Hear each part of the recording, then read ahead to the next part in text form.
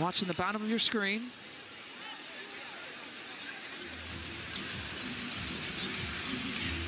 Good contact by Reese. You can see Angel's. Well, guys, it is your TFD coming back with another breaking update. And this one is wild. Looks like Angel Reese has finally broken her silence after all the drama. And now we're hearing she's been hit with a suspension. Yeah, you heard that right. So for this one, we're going all the way up to Chicago, because that's where everything is going down. The Chicago Sky are in the middle of the storm, and Angel Reese is right at the center of it. We're talking about heated exchanges, front office tension, and the kind of off-court noise that just won't go away. Now, the question everybody's asking, is this suspension fair? Or is it just another move in the bigger game being played behind the scenes? Because from the looks of it, this isn't just about Angel Reese. This feels a whole lot deeper.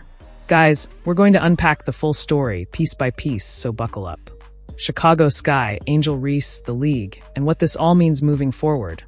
Let's get it. Let's go. Angel Reese suspended. Angel Reese throwing her team under the bus. I'm like, when the hell did this happen, bro? I take a couple hours off and boom, whole league on fire. All hell broke loose while I wasn't looking. Now listen, I'm still piecing this together because the story is moving fast. But from what I'm hearing, there was an article that dropped where Angel Reese basically said, I don't even want to be here. I don't like these players. I don't care about none of this. Get me the hell out of Chicago. I don't know if she was tired, emotional, or just fed up, but she knew what she was saying. And once that smoke hit the internet, it spread like wildfire. Then, to make it even messier, Angel picked up her 8th technical foul. Yeah, number 8. And if you know the WNBA rules, you already know what that means, automatic suspension. I remember this clear as day because Caitlin Clark had 7 techs last year before the playoffs. She got her 8th in the playoffs, which didn't trigger a suspension since the season had reset. But Angel? Nah, hers came before that line. So this is official. We pulled it up on WNBA Underdog, and sure enough, it's right there. Angel Reese suspended, the sky in chaos, and the headlines writing themselves. Listen, reports just dropped a couple hours ago, and phew, it is not looking good. Angel Reese, yeah, you heard me right, has just been slapped with 8 technical fouls this season. And the word is she's getting suspended for Friday's game unless the league steps in and reverses it. And I'ma be real with y'all, that suspension? That ain't getting wiped out. No way, no how. Angel just might have talked and acted herself straight into another mess. Now check this out. People keep telling me, bro, she just signed a big deal, she got endorsements, she's still shining off the court. And that's cool. But on the hardwood, I'm not moved. I don't keep up with every bit of drama surrounding her because, honestly, I don't care to. Half the time, I forget she's even in the WNBA. That's how little she impacts the game to me personally. And yo, this ain't just me talking reckless. According to league sources, her own teammates aren't happy. Front Office Sports dropped that the locker room saw her recent comments. And let's just say the vibes are bad. Real bad. They got a team meeting lined up because players want to confront her face to face. That tells you everything you need to know. When your squad gotta call you out publicly inside the locker room. Trouble. Serious trouble. It gets even messier. Apparently, she straight up said that Rachel Berman and Haley Van Lith, her teammates, mind you, ain't capable of leading them deep into the playoffs. Imagine saying that about your own team. And keep in mind, Ariel Atkins is on the roster. She's a legit champ, someone who knows what it takes to win. So yeah, the tension? Real heavy in Chicago right now. It's spooky, no doubt about it. Now here's the part you gotta see, the press conference. Somebody sent me a little clip tonight. And man, Angel looked wild sitting there right next to Rachel after all that heat. Like, how do you even sit there civilly after you basically told the world she can't lead? Once I saw that, yeah, I said forget it, I gotta get on the mic. I gotta break this down. We gon' talk about every single angle, from the suspension to the locker room friction, to what this means for Chicago's chances going forward. But right now, y'all need to see this clip. I ain't gonna hold you long, but trust me, this mess is only just getting started.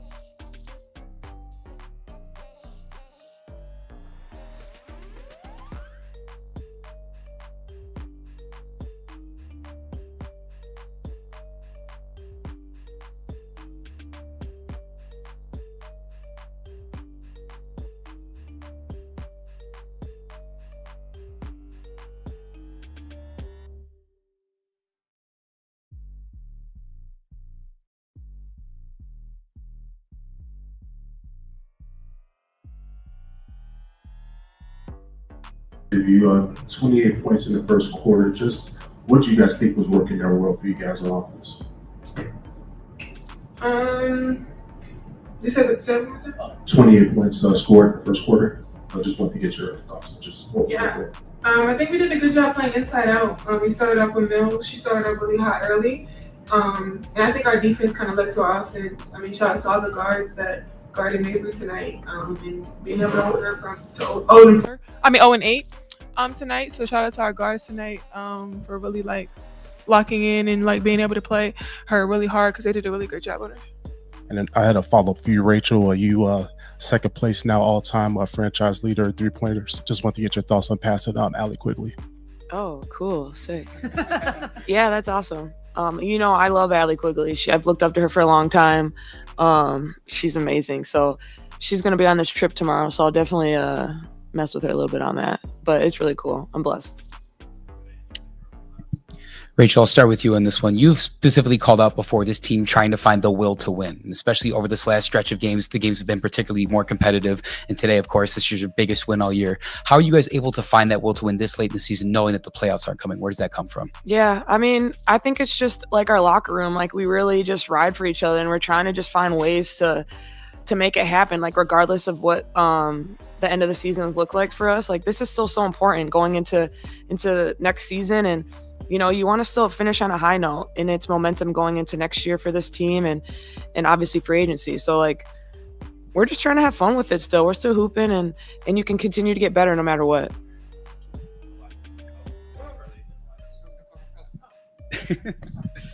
Also, you guys scored 20 plus points off of their turnovers. Normally it's the other way around. What did it feel like to try and, create those stops and also find some offense off of those stops? I know you guys kind of touched on it earlier, but having that transitional style basketball kind of come back here late in the season. Yeah, it felt really good. I think we only had one turnover in the second half, and that's a great start for us.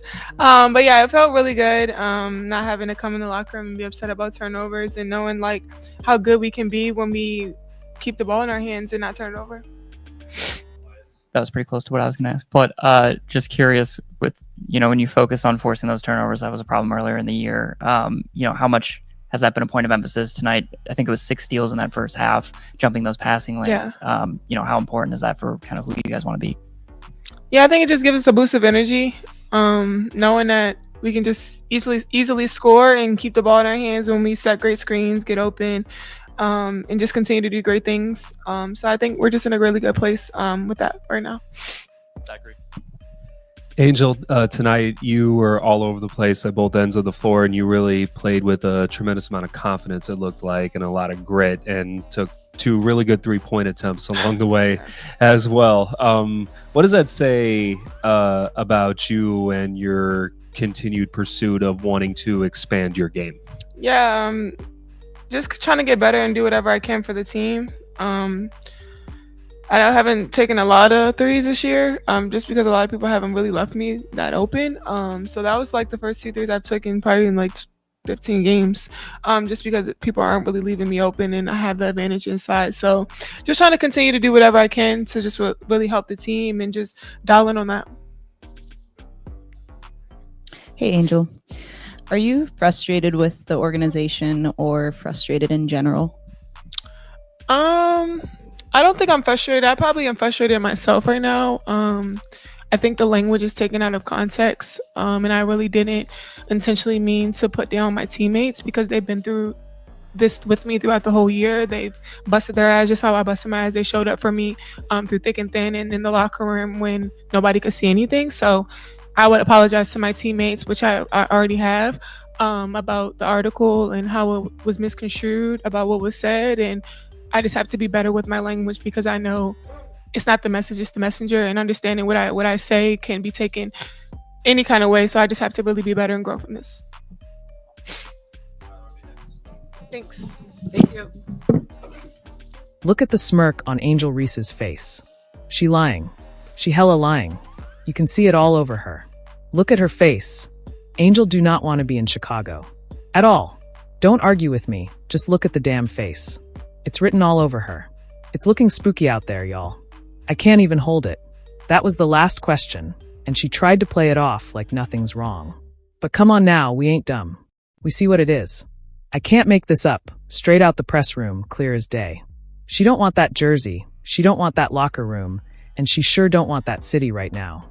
But hey, I'ma leave it up to y'all. Get down in that comment section and let me know what you think. Am I tripping? Or do you see the same thing I see? And don't forget, man, keep those bells on, 'cause this story ain't done.